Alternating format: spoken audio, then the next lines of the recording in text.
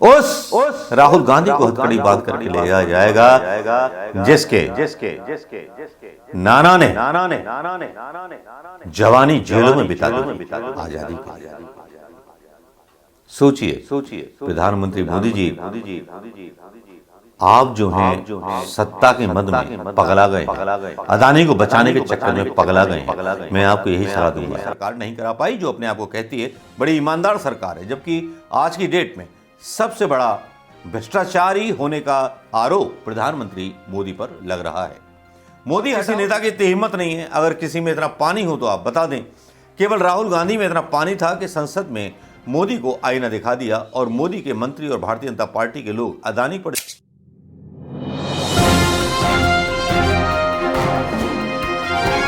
दोस्तों नमस्कार, आज बात होगी राहुल गांधी के ऊपर उस सजा को जो सजा सुनाई गई गुजरात की एक कोर्ट में सूरत में। जी हां, मोदी नाम को लेकर के, जी हां, उस पर भी बात करेंगे चल रही विपक्ष के नेताओं की एक बैठक जो शरद पवार के यहां हो रही है, जिसमें आम आदमी पार्टी से लेकर के अखिलेश यादव और बहुत सारे विपक्षी दलों के नेता शामिल हैं। कांग्रेस की तरफ से दिग्विजय सिंह वहां पार्टी में, मतलब उस बैठक में शामिल हैं। केसीआर हैं, ममता बनर्जी हैं, बहुत सारे नेता वहां इकट्ठे हो गए। क्या इस फैसले के बाद हुए, इस पर भी चर्चा करेंगे। लेकिन बात करते हैं राहुल गांधी को जो 2 साल की सजा दी गई, वो कितनी टेक्निकली सही है, कितनी गलत है, कांग्रेस ने क्या कहा, कांग्रेस का क्या रिएक्शन था और ये मामला क्या था। मैं कुछ गूगल पर ढूंढी गई खबरों के बारे में आपका ध्यान आकर्षित करना चाहूंगा। राहुल गांधी, हिंदुस्तान लिखता है, राहुल गांधी को 2 साल की सजा क्यों हुई, मोदी सरनेम को लेकर कांग्रेस सांसद ने क्या कहा था। आज तक डालता है, ये लोग जजों को बदलते गए, राहुल को सजा मिलने के बाद बीजेपी पर हमलावर हुई कांग्रेस। राहुल गांधी से छिन सकती है लोकसभा की सदस्यता, जानिए क्या कहता है सांसदों विधायकों की सजा का नियम। मोदी डिफेमेशन केस, सत्य मेरा भगवान है मानहानि केस में 2 साल की सजा पर राहुल गांधी ने कही बापू की वो बात। यहाँ महात्मा गांधी भी एंटर हो गए और यहाँ ये जो मैंने आपको व्हाइट लाइन सुनाई, ये मीडिया के द्वारा दी गई। एक और वेब दुनिया की तरफ से खबर आई कि क्या जाएगी संसद की सदस्यता। राहुल गांधी की जब ये सवाल आता है कि 2 साल की सजा के बाद सदस्यता जाएगी, तब इस पर सवाल और क्वेश्चन उठने शुरू हो जाते हैं। क्योंकि राहुल गांधी ने जब से कैम्ब्रिज में भाषण दिया, वो तो एक अलग बात थी, वो इतना बड़ा कारण नहीं बनता अगर राहुल गांधी अदानी और मोदी का नाम संसद में खुल करके नहीं लेते। क्योंकि भ्रष्टाचार पर अदानी को नंगा कर रहे थे राहुल गांधी, और किसी नेता की इतनी हिम्मत नहीं है, अगर किसी में इतना पानी हो तो आप बता दें। केवल राहुल गांधी में इतना पानी था कि संसद में मोदी को आईना दिखा दिया और मोदी के मंत्री और भारतीय जनता पार्टी के लोग अदानी पर जवाब देने के लिए संसद में बोलने से बच रहे हैं। वो कैम्ब्रिज की बात कर रहे हैं कि कैम्ब्रिज में जो बयान दिया है उस पर माफी मांगे। लेकिन मैं यहां बोल दूं आपको कि कैम्ब्रिज पर दिए गए बयान पर एक वाराणसी के लॉयर ने कोशिश की थी कि राहुल गांधी के ऊपर केस दर्ज किया जाए उनके इस बयान पर, लेकिन वाराणसी के जज साहब ने वो एफआईआर दर्ज कराने की मांग को ही जो था खारिज कर दिया। गूगल कीजिए, मिल जाएगा और लिंक मिलेगा तो मैं यहां डाल दूंगा। लेकिन बात कर रहे हैं राहुल गांधी के बारे में। राहुल गांधी के बारे में जो फैसला आया और जिसके बारे में फैसला आया, वो वीडियो क्या था, कौन सा वो बयान था, चलिए उस वीडियो को जरा सा आप भी देख लीजिए।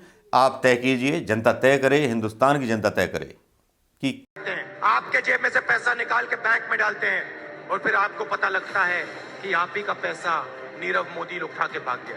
35,000 करोड़ रुपए आपके जेब से निकालकर उसकी जेब में। मेहुल चौकसी, ललित मोदी।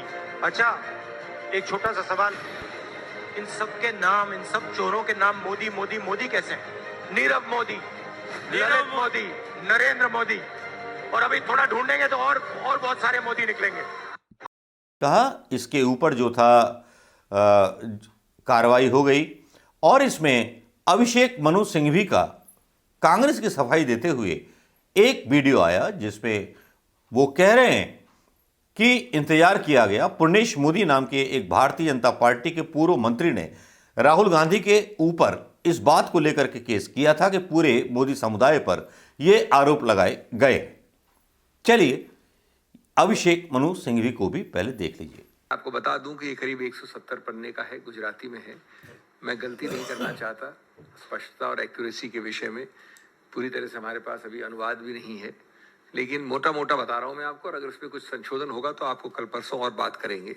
मानहानि के विषय में एक सिद्धांत कानून का मूल सिद्धांत है, और वो ये है कि आपको किसी स्पष्ट व्यक्ति या स्पष्ट चीज के विषय में मानहानि करनी चाहिए, आरोपित रूप से कम से कम। आप मानहानि एक मोटे मोटे बड़े बड़े मुद्दे के विषय में नहीं कर सकते। एक ऐसे विषय के बारे में जिसमें स्पष्टता नहीं है, एक व्यक्ति विशेष के विरुद्ध आक्षेप नहीं है,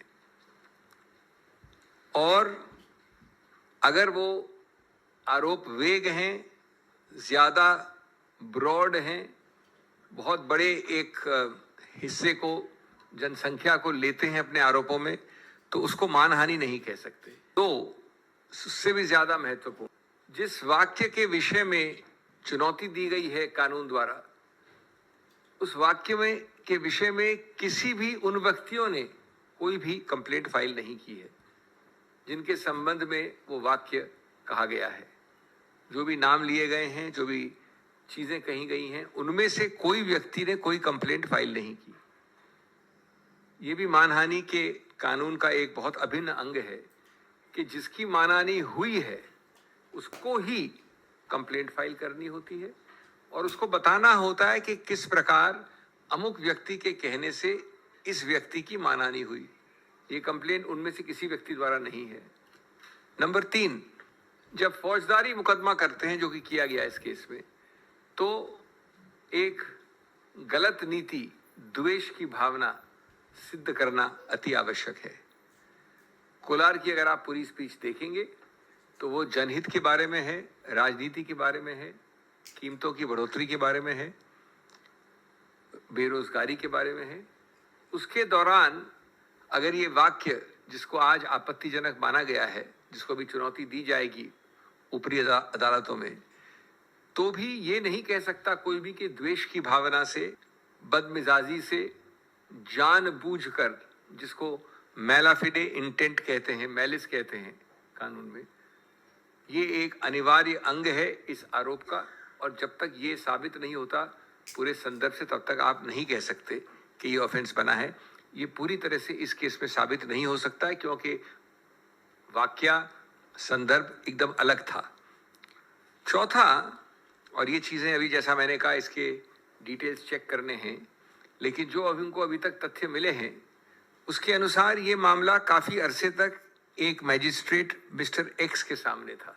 जब वो वहां था तो याचक ने, कंप्लेनेंट ने बड़े कोर्ट में, हाई कोर्ट में जाकर इस पूरे प्रक्रिया का स्टे ले लिया, रुकवा दिया उसको काफी अरसे तक, कई महीनों तक।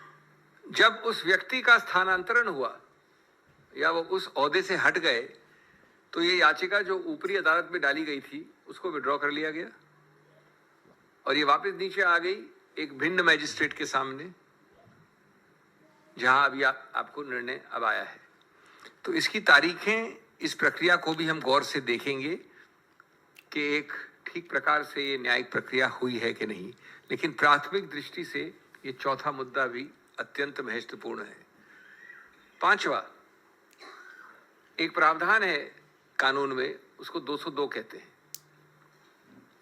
202 विशेष रूप से बनाया गया उनके लिए कि अगर वारदात हुई कोलार में और आपने जाके त्रिवेंद्रम में कंप्लेंट फाइल कर दी, वारदात हुई कोलार में और आपने जाके श्रीनगर में कंप्लेंट फाइल कर दी, कोई भी मैजिस्ट्रेट उसकी शुरुआत करने से भी पहले, निर्णय तो बहुत बात की बात है, शुरुआत करने से भी पहले एक जांच करेगा कि ये पूरी तरह से आउट ऑफ जुरिस्डिक्शन है या जुरिस्डिक्शन के अंदर यानी अधिकार क्षेत्र के अंदर है कि नहीं। 202 का इसमें सीधा उल्लंघन हुआ है। सूरत के मैजिस्ट्रेट ने जिस आसानी से इस मामले में आगे बढ़ोतरी की है और फिर निर्णय दिया है, कोलार वाले वक्तव्य के विषय में, वो अत्यंत आपत्तिजनक है कानूनी रूप से और क्वेश्चनेबल है, जो कि और हम इसका विश्लेषण करेंगे।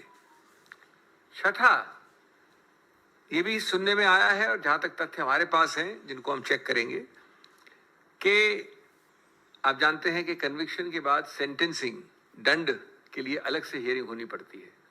वो अलग से हियरिंग जरूर हुई, लेकिन 15-20 मिनट की हियरिंग के बाद जो सबसे ज्यादा सेंटेंस हो सकता है वो दिया गया, 2 वर्ष का। वो प्रक्रिया भी किस हद तक सही है गलत है उसको भी देखा जाएगा। इस सब का मूल निचोड़ क्या है? मूल निचोड़ ये है कि जानबूझकर गलत केसेस को थोपकर आवाज को रोकना, बंद करना, डराना, धमकाना, ये प्रक्रिया ये सरकार भिन्न भिन्न रूप से कर रही है। अभिषेक मनु सिंघवी का बयान सुन लिया होगा और ये बयान का जिक्र मैं बाद में करूंगा। जिक्र करता हूं उस फैसले से जो फैसला अदालत ने किया। राहुल गांधी को सरनेम को लेकर के सजा हुई। इसमें जो सजा हुई उसमें राहुल गांधी कोर्ट में मौजूद थे। ये बहुत सारी चीज़ें आप लोगों के संज्ञान में होगी, बहुत सारे यूट्यूबर्स ने ये बात डाल दी होगी क्या हुआ कैसे हुआ। लेकिन मेरा जो विश्लेषण है, राजनीतिक विश्लेषण, किसी और बात को लेकर के है।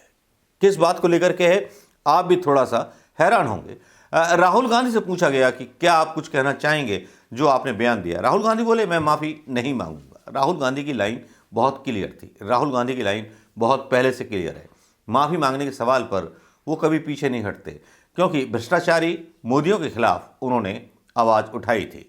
जिन भ्रष्टाचारी मोदियों का प्रत्यार्पण अभी तक मोदी सरकार नहीं करा पाई, जो अपने आप को कहती है बड़ी ईमानदार सरकार है, जबकि आज की डेट में सबसे बड़ा भ्रष्टाचारी होने का आरोप प्रधानमंत्री मोदी पर लग रहा है।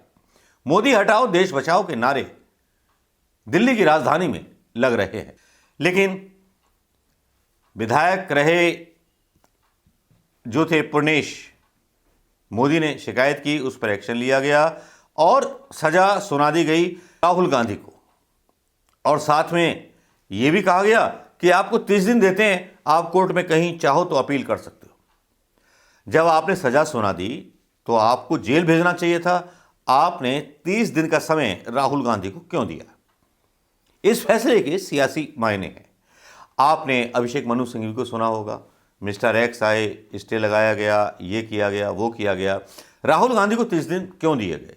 राहुल गांधी को 30 दिन, ये बड़ा मतलब ऐसा लग रहा है ये ड्राफ्ट होके आया हुआ फैसला था गृह मंत्रालय से या कहीं से, जो जज के सामने रख दिया गया कि ये पढ़ दीजिएगा।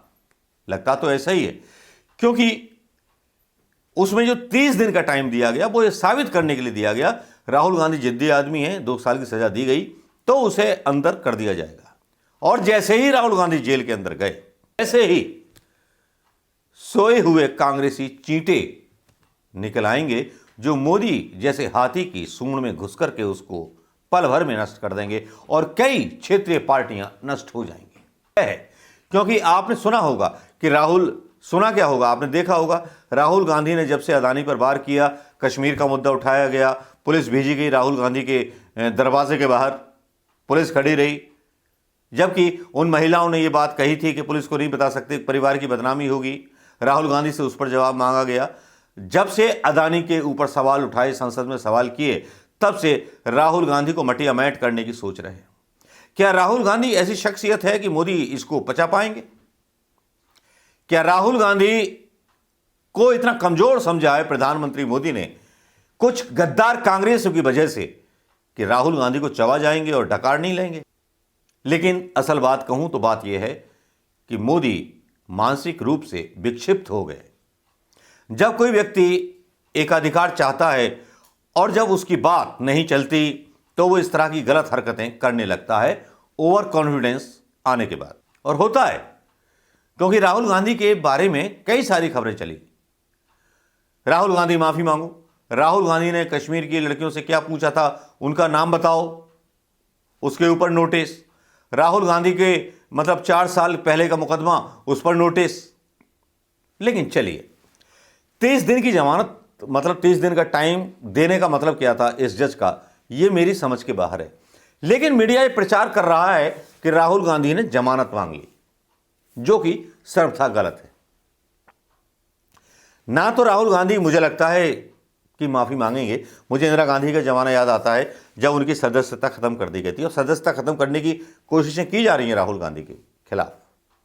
वही चल रहा है जो इंदिरा गांधी के साथ चला था। इतिहास अपने आप को दोहरा रहा है, क्योंकि राहुल गांधी एक ऐसे नेता हैं जिन्होंने अपनी जो इज्जत है खुद कमाई है, और बीजेपी के कई कार्यकर्ता, बड़े बड़े कार्यकर्ता, बड़े बड़े समर्थक भी इज्जत करते हैं राहुल गांधी की। लेकिन कुछ कांग्रेसियों की खराब इमेज के कारण राहुल गांधी को सपोर्ट नहीं करना चाहते, लेकिन नेक्स्ट पीएम के रूप में मानते हैं राहुल गांधी को। शायद यही डर तानाशाह को सता गया, यही डर तानाशाह के दिल में भर गया, क्योंकि जिस तरह से सुप्रीम कोर्ट के फैसले आ रहे हैं वो बड़ा खतरनाक साबित होगा। अब इसका दूसरा पक्ष लेते हैं, जो अभिषेक मनु सिंघवी का आपने वीडियो सुना होगा, गौर से सुना होगा आपने। अभिषेक मनु सिंघवी ने क्या क्या कहा है, क्या क्या कानूनी पक्ष रखे हैं।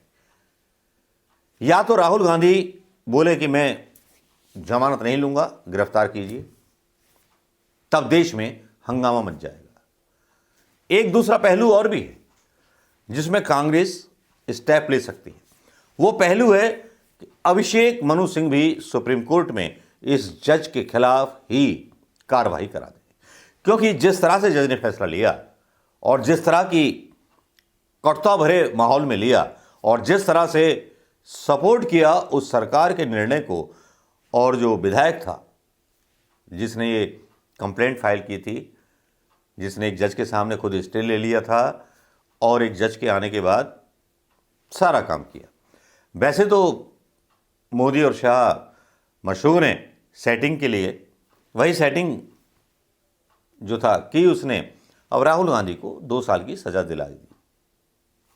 कहानी ये चलने लगी कि लोक सदस्यता खत्म हो जाएगी, तो कीजिए ना, कीजिए राहुल गांधी को गिरफ्तार। इतना बड़ा देशद्रोही है, इतना बड़ा वो है, फिरोज खान और मुसलमान फैमिली से बिलोंग करता है, तो कीजिए ना गिरफ्तार।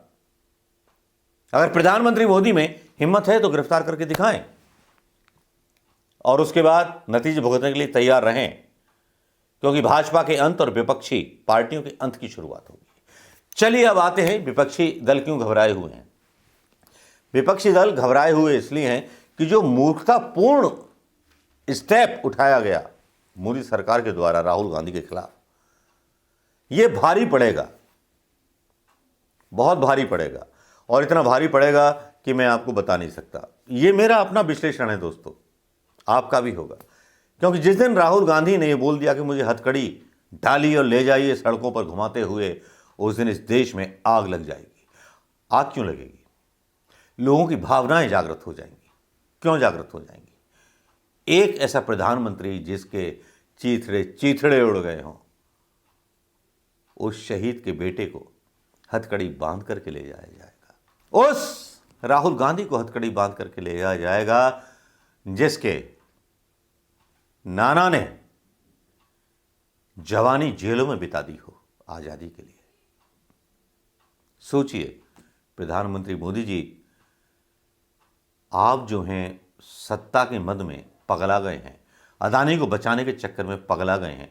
मैं आपको यही सलाह दूंगा, राहुल गांधी से माफ़ी मांगिए। अगर इस तरह के मतलब चीज़ें अगर राहुल गांधी करते, मानहानि के दावे, तो आप भी कहीं मुंह दिखाने के काबिल ना रहते। सत्ता की साजिशों जो हैं जनता की समझ में आती हैं, सबकी समझ में आती हैं। दोस्तों, मैं आपसे पूछना चाहता हूं कि आपका जो है सोच क्या है, आप क्या सोचते हैं?